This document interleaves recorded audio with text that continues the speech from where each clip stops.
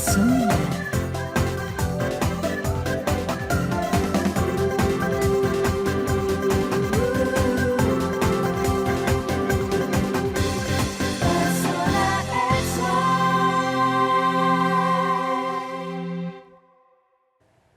Assalamualaikum, salam sejahtera, selamat pagi kepada semua penonton-penonton Pesona XY yang berada di rumah maupun mungkin yang sedang memandu ketika ini. Pastikan berhati-hati kalau tengok Pesona XY sambil memandu tu. Ya tengok menggunakan apps RTM Mobile, boleh dekat MyClip, boleh. Dah pastinya Zahira semalam orang ramai sudah pun mula pulang ke kampung dan inilah ruang yang terbaik untuk anda melakukan perjalanan rentas negeri untuk berjumpa dengan ibu bapa anda. Zahira, bila nak balik Pahang? Lambat lagi lah. Koi rasa, tak apalah, rodong balik dululah. Itulah Zahira ni semenjak habis PKPP makin besar gelang dia, saya tengok. Tunjuk sikit gelang. Hari ni kita nak Hindustan sikit.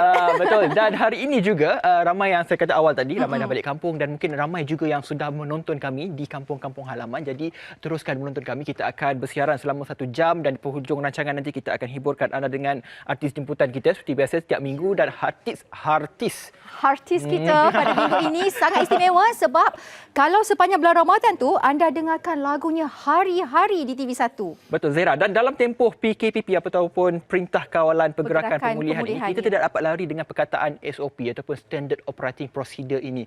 Dan untuk hari ini juga penting untuk kita memperincikan berkaitan dengan SOP pembukaan taska yang telah pun diumumkan oleh Yang Amat Berhormat Perdana Menteri dalam tempoh PKPP ini dan ia menjadi kegusaran. Mana taknya Zahira, 3 bulan anak-anak duduk dengan ibu bapa, lepas 3 bulan semua tak nak balik taska dah sebab dah bermanja dengan mak. Ya, tapi ibu bapa juga sebenarnya mereka lega bila mereka perlu bekerja dan kemudiannya ada perlu hantar ke taska. Tapi Betul. dalam masa yang sama juga mereka bimbang. Jadi kebimbangan ini juga yang kita rasakan kita perlu kongsikan bersama dengan anda, bersama dengan mereka yang lebih pakar dalam bidang ini untuk memperincikannya, untuk menjelaskan kepada anda apakah SOP-SOP yang telah dibuat oleh Kementerian Pembangunan Wanita, Keluarga dan Masyarakat, JKM dan juga pengusaha-pengusaha taska sendiri. Betul. Dan yang itu diumumkan oleh Yang Amat Berhormat Perdana Menteri juga berkenaan dengan Pelan Jana Semula Ekonomi Negara ataupun Penjana ada menyentuh berkenaan dengan taska. Namun terlebih dahulu kita saksikan dahulu berkisar berkaitan dengan Penjana untuk Pemulihan Ekonomi Negara. Saksikan.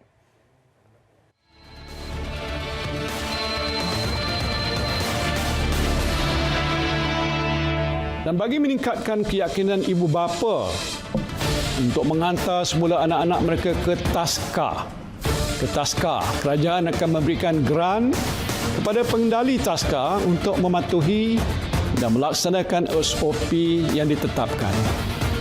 Dan selain itu, e-voucher akan disediakan untuk perkhidmatan pengasuh kanak-kanak yang ditempah dalam talian dan juga insentif cukai pendapatan individu untuk yuran yang dibayar kepada taman asuhan dan taman didikan kanak-kanak sehingga RM3,000.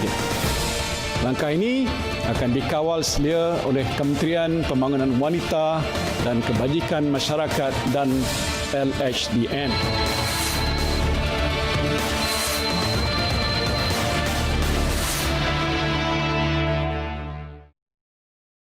Anda saksikan sebentar tadi berkenaan dengan bingkisan berkaitan dengan Pelan Jana Semula Ekonomi Negara. Penjana memperuntukkan 35 bilion 40 inisiatif utama dengan mengenakan 3 teras utama itu. Dan dalam 40 inisiatif itu ada juga berkaitan dengan taska di mana topik yang kita akan bincangkan pada hari ini itu pematuhan SOP pembukaan taska. Dan orang kata kalau buka taska ni ibu bapa sudah mula lega Zahira. Ya, tapi ada masa macam kita sebutkan tadi ada masa sama juga ibu bapa bimbang sebab keselamatan anak-anak itu. Adakah penularan COVID-19 ini betul-betul dah hilang apabila hantar anak ke taska? Betul. Adakah anak mereka selamat? Jadi itu yang menjadi persoalannya dan bagaimana untuk kita anak-anak yang pergi ke taska ni mereka nak mematuhi SOP yang dikenakan oleh pihak taska dan juga oleh pihak Kerajaan Persekutuan sendiri. Betul Zahira. Elok saya perkenalkan tetamu wanita dahulu. Ya.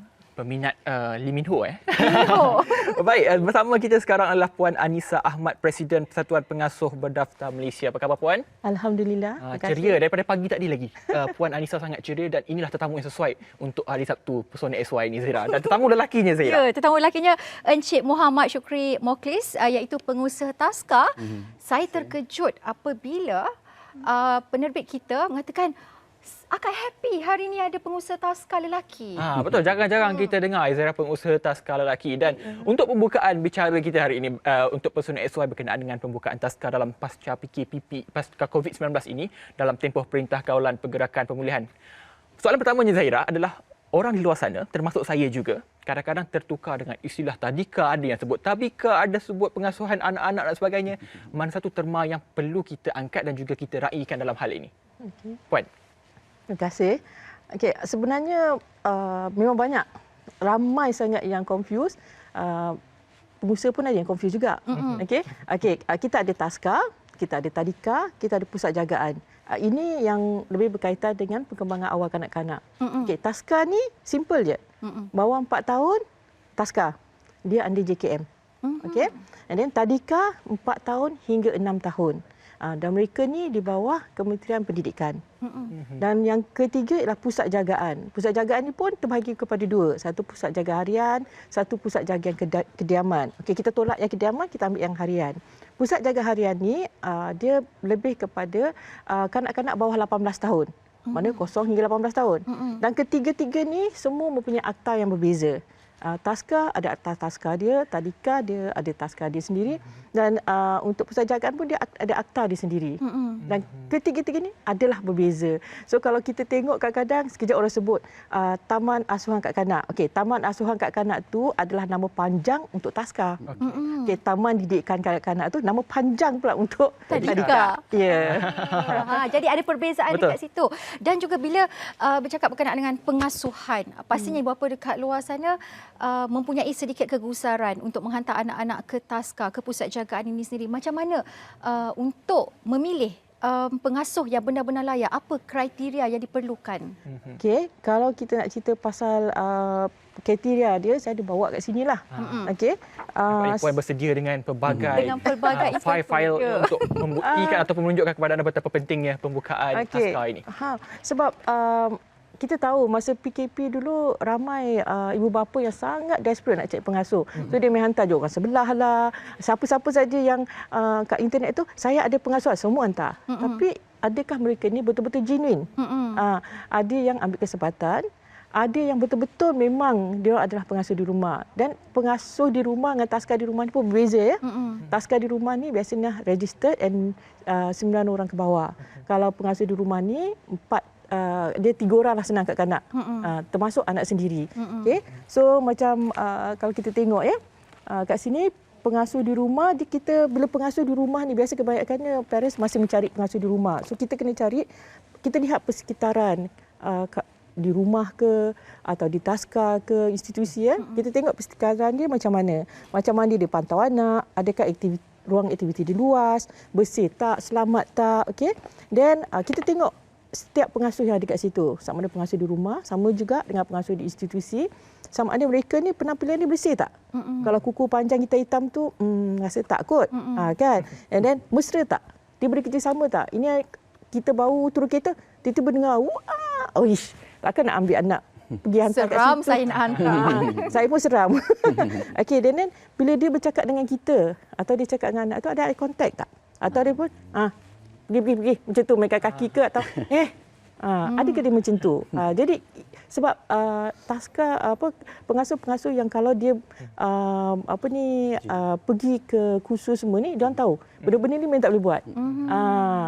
Betul. Kenapa pentingnya kami membuka pembincangan berkenaan dengan pemilihan taska? Kerana ramai ibu bapa di luar sana yang kata Puan Anissa tadi, ramai yang desperate ataupun terdesak untuk mendapatkan bantuan untuk menjaga anak mereka sehingga mencari dalam talian dan akibatnya tersilap pengasuh, anak didera dan sebagainya. Namun dalam era PKPP ataupun COVID-19 ini, kita melihat SOP sudah pun dikeluarkan untuk pembukaan taska ini sendiri. Namun ramai juga kalau kita melihat pelaporan media, ramai Zahira, ibu bapa risau dengan pembukaan taska ini, khususnya kepada anak-anak dia dalam konteks jangkitan COVID-19 ini.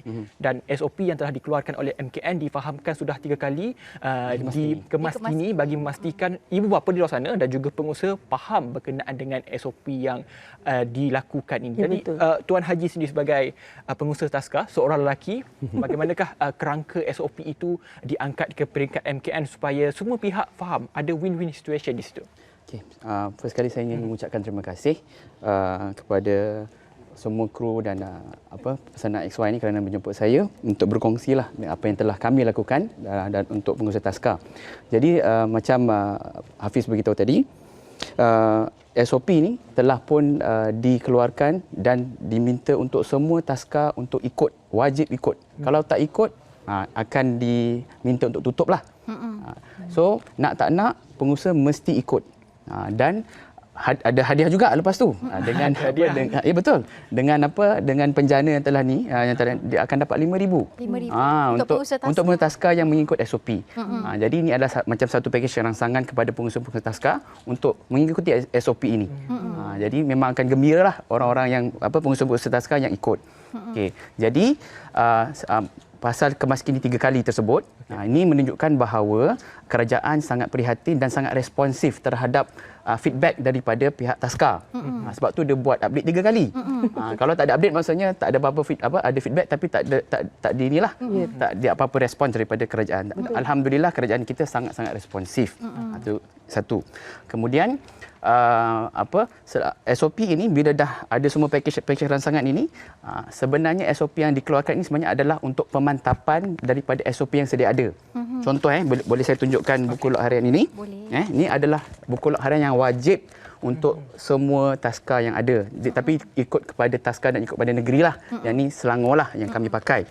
Okey, so dalam ini kalau boleh kamera zoom sikit ni. Kamera zoom kalau boleh. Itu penting untuk kita tunjukkan. Okey, ni contohnya kalau ini ni adalah pagi yang di mana parents dan pendidik kena isi, iaitu physical check. Physical check ni bukan sahaja dia akan check termometer, suhu kanak-kanak, malah badan kanak-kanak sendiri. Jadi sebenarnya dah dilakukan. Cumanya SOP ni dia tambah baik sikit lagi. Iaitu dengan kalau suhu dan pagi saja, yang SOP ni minta untuk kita buat 3 kali. Pagi, tengah hari dan semasa balik. Jadi sebenarnya adalah penambahbaikan sahaja. Jadi tak adalah macam terlalu baru untuk industri Taska. Jadi sebenarnya dia hanya pemantapan supaya kita ni pun tak adalah rasa terlalu asing untuk kita buat. Maknanya ini diguna pakai oleh bukan sahaja Taska yang bawah kerajaan tetapi semua Taska di Malaysia. Termasuk juga Taska di rumah. Termasuk juga Taska di rumah. Sebenarnya SOP ni kan, SOP yang sedia ada ni kita memang orang kata memang dah biasa buat. Sebab seperti yang kita maklum, Taska ni pun kadang-kadang banyak penyakit jangkit semua kan. Jadi memang dah biasa sangat benda-benda ni semua. Jadi bila kita memang sangat prihatin tentang kebersihan, keselamatan kanak-kanak. Jadi bila masa kita diminta untuk buat SOP, macam persatuan pun kata tak apa, benda tu memang sama, hanya kita nak perketatkan kat mana. Perketatkan daripada segi ibu bapa. Gatekeeping ni maksud dia pemeriksaan suhu badan, pemeriksaan body check. So kami memang ada body check body check. Jadi bila suruh buat yang a bit macam asing sikit is masa penjarakan sosial nanti. Itu je. Betul? Yang lain semua tu macam okey, penambahan. Kalau dulu anak-anak basuh tangan, main-main sikit-sikit, kita tak kisah sangat. Tapi sekarang, no, you have to wash properly. Ikut macam ni, siap nyanyi happy birthday sebab nak bagi lama kan. Kreativiti itu penting untuk mereka. Malah SOP tu pun sendiri ada lampiran dia. Lampiran tu maksudnya kita just photostat ataupun guna je. Dia tak payah nak buat baru dan sebagainya. Betul, Puan Anissa bercakap berkenaan dengan penjarakan sosial. Saya rasa semua aktiviti ekonomi yang dijalankan ataupun aktiviti sosial dan sebagainya, penjarakan sosial itu menjadi satu mantra yang cukup kuat untuk kita amalkan dalam tempoh PKPP. Namun, kegusaran ibu bapa, kanak-kanak ni kalau kita lihat, dia suka bergaul, suka berkawan. Namun macam mana kita nak halau? Sebab saya ada tengok gambar-gambar pembukaan Taska, ada kotak disediakan misalnya menggunakan garisan. Satu-satu jarak-jarak. Macam mana nak kita pastikan anak-anak ini boleh mematuhi seperti mana kita yang dewasa? Kadang-kadang dewasa ni social distancing main langgar je. Betul. Macam mana tu? Sama. Sebenarnya penjarakan sosial ni bukan je kanak-kanak, kita sendiri pun asing. So bagi kita penggunaan bahasa tu penting. Kalau kita kata penjarakan sosial, kanak-kanak takkan faham. Sebab perkataan sosial tu sendiri apa benda lah sosial. Sebab lumrahnya kanak-kanak ni dia suka bersosial. Dan salah satu daripada perkembangan emosi dia adalah dari segi bersosial. Jadi kalau kita larang secara terang, mereka akan terganggu perkembangan dari segi itu. Dan itu akan beri kesan 10 tahun akan datang. Bukan sekarang, 10 tahun akan datang. So bila kita saya menggalakkan dan adalah perbincangan antara kalangan pengusaha-pengusaha, kita kata instead of guna penjarakan sosial, kita buat penjarakan selamat. Perkataan selamat anak-anak memang faham. Okey. Bila kita selamat, okey, kalau Hafiz dekat-dekat dengan teacher, nanti Hafiz boleh demam. Nanti kok ada kuman, sekarang ada kuman jahat tau. Jadi kita kena cakap macam tu. Jadi kita kena jauh. So dia akan faham lah macam tu kan. Dan ada juga pengusaha sangat kreatif, dia kata kita ikut tema. Okey, tema bulan ni ialah kenderaan. So dia suruh parents bekerjasama dengan anak, buat bentuk kapal terbang ke apa saja yang anak suka, pakai. So dia pakai, kalau kapal terbang kan dia panjang kan, so itu tanpa disedari oleh kanak-kanak. So kanak-kanak macam rasa macam kita main, tak ada pun rasa macam tak boleh. Sebab bila kita kata jangan dekat, dia rasa emosi dia akan terganggu. Dia akan kata teacher tak sayang kita, kawan tak nak kawan dengan kita. Itu emosi yang sangat penting sebab kanak-kanak ni perkembangan emosi ni mesti kita jaga. Sebab itu akan membawa kepada siapa Hafiz, siapa Hazira, siapa Syukri, siapa saya. Sangat penting. Jadi maknanya nak bagi kanak-kanak patuh kepada SOP dalam keadaan bukan paksa patuh. Penggunaan bahasa badan itu adalah penting untuk kita mendidik anak-anak. Macam Zahira pun, kalau didik anak dia, kalau saya lihat di Instagram pun menggunakan macam-macam cara. Zahira itu contoh Zahira, sebab Zahira ada seorang anak bujangnya di sini. Jadi saya belum ada lagi. InsyaAllah nanti. Baik, kita berehat dulu seketika. Banyak lagi perincian berkaitan dengan pematuhan SOP dan juga apakah yang perlu kita tahu berkenaan dengan pembukaan taska era COVID-19 ini. Kita berehat dulu seketika, kembali selepas ini.